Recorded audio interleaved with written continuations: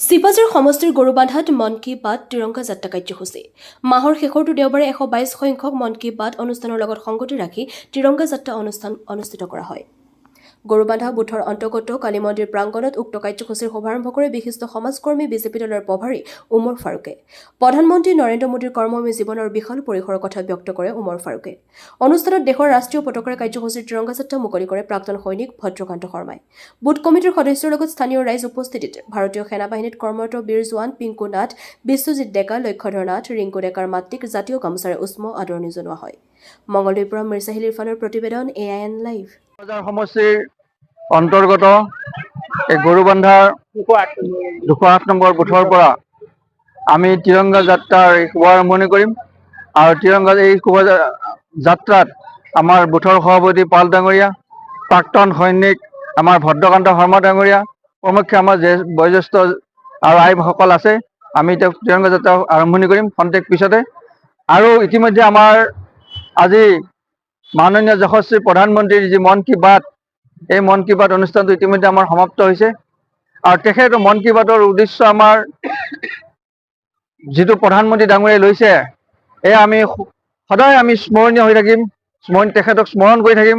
এইকাৰণে যে ভাৰতবৰ্ষৰ কোনো ধৰণৰ প্ৰধানমন্ত্ৰীয়ে এনেধৰণৰ জনসাধাৰণৰ লগত পোনপটীয়াকৈ ভাৰতবৰ্ষৰ প্ৰধানমন্ত্ৰীয়ে দেশৰ কাৰণে তেখেতে কি কাম কৰিছে, কি কাম কৰিব, এই বিষয়ে আগতে জনসাধাৰণে জ্ঞাত নাছিল। কিন্তু বৰ্তমান মাননীয় প্ৰধানমন্ত্ৰীদেৱে এই মন কী বাত অনুষ্ঠানৰ জৰিয়তে গোটেই ভাৰতবৰ্ষৰ জনসাধাৰণক তেখেতৰ কি কৰিব বিচাৰিছে আৰু তেখেতে বৰ্তমান কি কৰি আছে সকলো সাধাৰণ মানুহক জনাই আছে প্ৰতি মাহৰ প্ৰতি শেষৰ দেওবাৰে।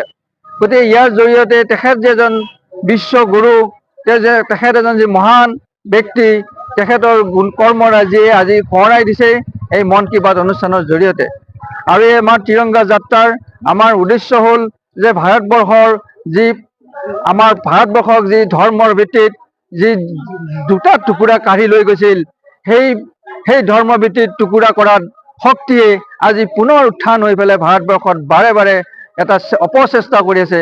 ধৰ্মৰ ভিত্তিত সাধাৰণ মানুহক যি হত্যালীলা, এই হত্যালীলাত ভাৰতবৰ্ষই কেতিয়াও সহ্য নকৰে। ইতিমধ্যে আমাৰ ৰক্ষা মন্ত্ৰীয়ে ব্যক্ত কৰিছে, আমি তেইলক আৰম্ভণি কৰিছোঁ, যুদ্ধ কৰাই নাই সন্ত্ৰাসৰ বিৰুদ্ধে। গতিকে যুদ্ধ কৰিলে সেই সন্ত্ৰাসবাদী তথা পাকিস্তান কেতিয়াও বেছি সময়ৰ কাৰণে নাথাকে, তেওঁলোকৰ দেশখনেই নিশ্চিন্ন হৈ যাব। ভাৰতবৰ্ষৰ এইখিনি শক্তি আছে, কিন্তু ভাৰতবৰ্ষই বৰ্তমানলৈকে কিছু ধৈৰ্য আছে কাৰণে ভাৰতবৰ্ষই সহ্য কৰি আছে, কিন্তু এতিয়া আৰু সহ্য কৰা নহ'ব। আজি আমাৰ এই অঞ্চলৰ পৰা আমি এটা মাননীয় প্ৰধানমন্ত্ৰীকো মেছেজ দিব বিচাৰিছোঁ, আমি পাক অকুপাইড যি কাশ্মীৰ, সেয়া আমাক উদ্ধাৰ কৰিব লাগিব। ভাৰতবৰ্ষৰ সেয়া প্ৰাপ্য। আৰু যি সন্ত্ৰাসৰ বিৰুদ্ধে যিটো প্ৰধানমন্ত্ৰীয়ে যি পদক্ষেপ লৈছে আৰু ভাৰতৰ যিখিনি সৈনিকে যি পদক্ষেপ লৈছে, তেওঁলোকৰ মনোবল শক্তি আৰু বৃদ্ধি কৰিবৰ কাৰণে আমি এই তিৰংগা যাত্ৰা আৰম্ভণি কৰিছোঁ। আৰু এই তিৰংগা যাত্ৰাৰ জৰিয়তে আজি পবিত্ৰ কালী মন্দিৰ প্ৰাংগণৰ পৰা আমি প্ৰাৰ্থনা কৰিছোঁ, তেওঁলোকক আৰু ঈশ্বৰে শক্তি প্ৰদান কৰক, ভাৰতবৰ্ষৰ প্ৰধানমন্ত্ৰী তথা এই চৰকাৰখনক তথা আমাৰ ভাৰতীয় সৈনিকসকলক আৰু শক্তি প্ৰদান কৰক। তাৰ কাৰণে আমি এই পবিত্ৰ স্থানৰ পৰা আমি ঈশ্বৰৰ ওচৰত প্ৰাৰ্থনা কৰিছোঁ আৰু তাৰ উদ্দেশ্য আগত ৰাখি আমি এই তিৰংগা ভাৰতবৰ্ষৰ যিটো ধ্বজা, সেই ধ্বজাটো আজি যাত্ৰা কৰিবৰ কাৰণে আমি আগবাঢ়িছোঁ। যিকোনো খবৰ আৰু বিজ্ঞাপনৰ বাবে যোগাযোগ কৰক 7896121996 লগতে 7002537271।